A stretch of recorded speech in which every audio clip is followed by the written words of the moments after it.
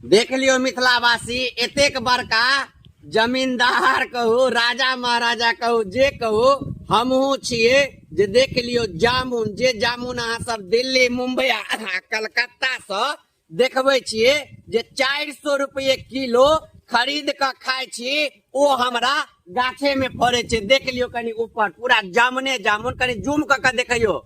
जे सब वीडियो बनवे छे 400 रुपये किलो हम खाए छी दिल्ली में, उनका सबके देखा दिए जे देख लियो एतेक खरीद कर नहीं खा सके छिए। वो एक पौआ देखबे छी, देख लियो हमरा हाथ में पूरा अपन गाछक जामुन छे, साइजो कते नमहर नमहर छे। आ की कहू, बहुत मीठ छे।